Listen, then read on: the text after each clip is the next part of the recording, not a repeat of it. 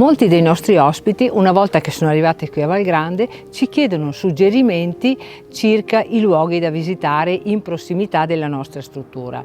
Qui vicino a Val Grande, infatti, è possibile visitare uno dei borghi più belli d'Italia. È possibile infatti raggiungere Arquà Petrarca, una cittadina che si trova nella prossimità dei Colli Euganei e che ha ospitato per molti anni e fino alla sua morte il poeta Francesco Petrarca.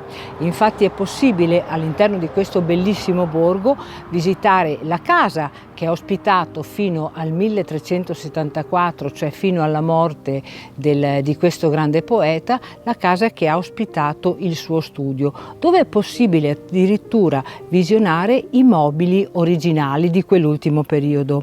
Una curiosità poi è quella di sapere che all'interno di questo antico edificio si trova una nicchia dove è mummificata la gatta che era appartenuta a Francesco Petrarca. Ma le curiosità legate a questo ridente borgo non sono solamente legate alla vita del poeta, ma sono legate anche alla presenza di un museo che ospita antichi pianoforti provenienti da tutte le parti d'Europa. Pensate addirittura che qualcuno di questi pianoforti è appartenuto anche ad un nostro concittadino, infatti è appartenuto al rodigino Maltarello.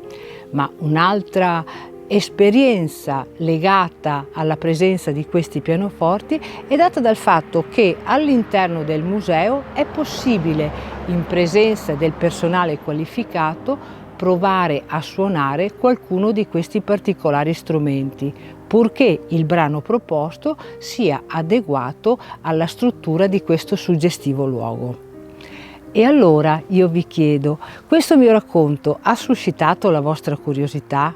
Potete sapere che una volta arrivati qui a Val Grande, noi potremmo nel tempo suggerirvi altre località e altri luoghi suggestivi da visionare.